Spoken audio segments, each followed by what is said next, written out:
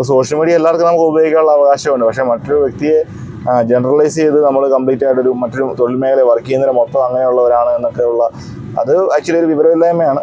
ഏറ്റവും കൂടുതൽ സെല് ചെയ്യപ്പെടുന്ന ബ്രാൻഡുകളിലെല്ലാം ഇതുപോലെ വിഷയങ്ങളുണ്ട്. പക്ഷേ ഇതൊന്നും വാർത്തകളിൽ ഹൈലൈറ്റ് ചെയ്യപ്പെടുന്നില്ല എന്നുള്ളതാണ് വാസ്തവം. കംപ്ലൈൻ്റ് ഇല്ലാത്ത വണ്ടി നിങ്ങൾക്ക് കാണിച്ചു തരാൻ പറ്റുമോ? ഹായ്, ടാറ്റയുടെ സർവീസ് നമ്മൾ ഏറ്റവും കൂടുതൽ വിവാദമായിട്ട് സോഷ്യൽ മീഡിയയിൽ ഇപ്പം കേൾക്കുന്നൊരു കാര്യമാണ്. ടാറ്റയെ പറ്റി എന്തെങ്കിലും ഒരു പോസ്റ്റ് ഇട്ടാലേ ഉടനെ കമൻറ്റുകളിലായിട്ട് ഇപ്പം നിരവധി നെഗറ്റീവുകൾ, ചിലർ അവരുടെ അഭിപ്രായങ്ങൾ പറയുന്നത് വഴി കിടക്കുന്ന ആശാനെ വണ്ടി എടുക്കരുതേ, പെട്ടുപോകുമേ, അങ്ങനെയൊക്കെയുള്ള ഒരുപാട് കമൻറ്റുകൾ. എന്താണോ അറിയത്തില്ല, അങ്ങനെ അങ്ങ് ഒരു ശീലമായി മാറിക്കൊണ്ടിരിക്കുകയാണ് അങ്ങനത്തെ ഒരു കമൻറ്റുകൾ. ഇപ്പം ഓക്കെ, അതവിടെ നിൽക്കട്ടെ. ഇപ്പം ഞാൻ നമ്മുടെ നാട്ടിലുള്ള പൊതുവെ ആൾക്കാരുടെ ഒരു മെൻറ്റാലിറ്റി, ഇപ്പോൾ സോഷ്യൽ മീഡിയ യൂസ് ചെയ്യുന്ന ഒരു ഭൂരിഭാഗം ആൾക്കാരുടെ മെൻറ്റാലിറ്റി എന്ന് പറഞ്ഞാൽ ഏറ്റവും കൂടുതൽ ഇവിടെ പ്രൊമോട്ട് ചെയ്യപ്പെടുന്നത് നെഗറ്റീവ് ന്യൂസുകളാണ്. സത്യമായിരിക്കുമല്ലോ, അതിനകത്ത് ആർക്കും എതിരഭിപ്രായം ഉണ്ടെന്ന് എനിക്ക് തോന്നുന്നില്ല. നല്ല കാര്യങ്ങളിലുപരി നമ്മുടെ സമൂഹം കൂടുതലും തേടിക്കൊണ്ടിരിക്കുന്നത് നെഗറ്റീവായിട്ടുള്ള വാർത്തകളിലാണ്.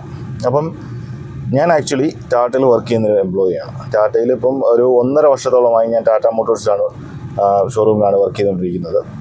അപ്പം അവിടെയുള്ള സർവീസും സേവനങ്ങളും എല്ലാം ഇപ്പം ഞാൻ നേരിട്ട് കാണുന്നൊരു വ്യക്തിയാണെന്ന്. സർവീസിനെ സംബന്ധിച്ചാണെങ്കിലും ശരി, ഒരുപാട് നമുക്ക് ഈ പറഞ്ഞാൽ ഞാൻ വന്നതിന് ശേഷം ഒരുപാട് കാര്യങ്ങൾ കാണുകയും കേൾക്കുകയും അപ്പോൾ അതിന് ഭാഗമാവുകയും ചെയ്തിട്ടുണ്ട്.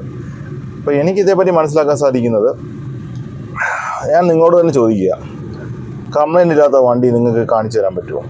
കോടികൾ കൊടുത്ത് മേടിക്കുന്ന വണ്ടികളുടെ കാര്യം ഞാൻ ചോദിക്കുന്നില്ല. ഞാൻ പറഞ്ഞ നമ്മുടെ ഒരു അഫോർഡബിൾ റേഞ്ചിൽ കിട്ടുന്ന വണ്ടികളിൽ 100% പെർഫെക്റ്റ് ആയിട്ടും ക്ലീൻ ആയിട്ടും ഒരു കംപ്ലൈൻറ്റ് ഇതുവരെ കേട്ടിട്ടില്ലാത്തൊരു ബ്രാൻഡോ മോഡലോ കാണിച്ചു തരാൻ പറ്റുമോ?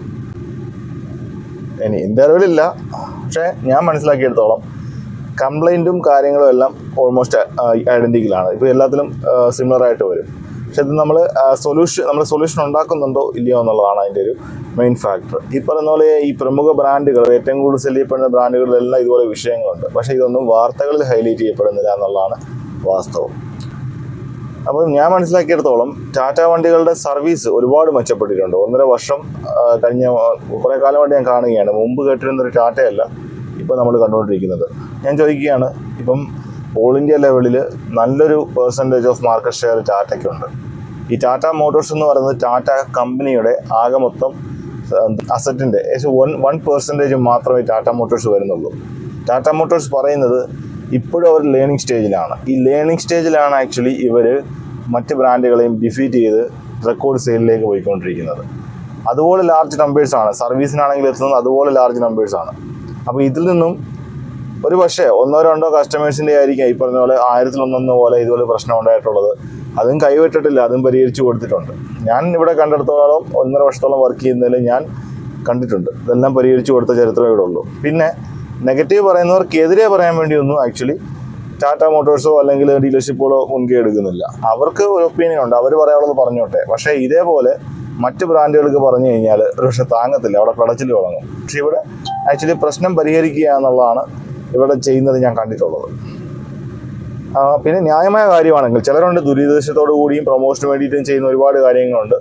അപ്പോൾ എനിക്കറിയാം, എനിക്കൊരു വ്ളോഗറെ അറിയാം, വളരെ മോശമായിട്ട് പുള്ളൊരു മാനേഴ്സ് ഇല്ലാത്ത രീതിയിലൊക്കെ എന്താ പറയുന്നത്, ഈ ടാറ്റ കംപ്ലീറ്റ് അത് വർക്ക് ചെയ്യുന്ന തൊഴിലാളികളെ ഉൾപ്പെടെ എന്തൊക്കെയോ മോശമായിട്ട് ബ്ലൈൻഡായിട്ട് പറയുന്ന പോലെ. നമുക്ക് സോഷ്യൽ മീഡിയ എല്ലാവർക്കും നമുക്ക് ഉപയോഗിക്കാനുള്ള അവകാശമുണ്ട്. പക്ഷേ മറ്റൊരു വ്യക്തിയെ ജനറലൈസ് ചെയ്ത് നമ്മൾ കംപ്ലീറ്റ് ആയിട്ടൊരു മറ്റൊരു തൊഴിൽ മേഖല വർക്ക് ചെയ്യുന്നതിന് മൊത്തം അങ്ങനെയുള്ളവരാണ് എന്നൊക്കെയുള്ള അത് ആക്ച്വലി ഒരു വിവരമില്ലായ്മയാണ്.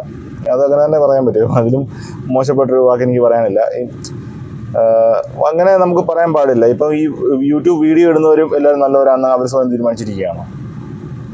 ഈ യൂട്യൂബ് ഇപ്പോൾ പ്രൊമോട്ട് ചെയ്യുന്ന വീഡിയോ ഇടുന്ന ആൾക്കാർക്ക് എന്താണ്, അവരെല്ലാം ഇത്ര മോശപ്പെട്ടവരാണെന്ന് ഒരു അഭിപ്രായം അല്ലെങ്കിൽ കുറേ തെറിയും വിളിച്ചിട്ട് അങ്ങനെ പറഞ്ഞു കഴിഞ്ഞാൽ അക്സെപ്റ്റ് ചെയ്യാൻ പറ്റുമോ?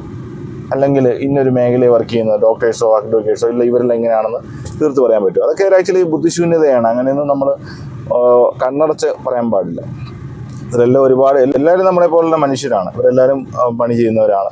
അപ്പോൾ എന്തോ ഒരു 1-2 ഇൻസിഡൻറ്റിൻ്റെ പേരിൽ മാത്രം കംപ്ലീറ്റ് ആയിട്ട് അത് കാണാൻ പറ്റില്ല.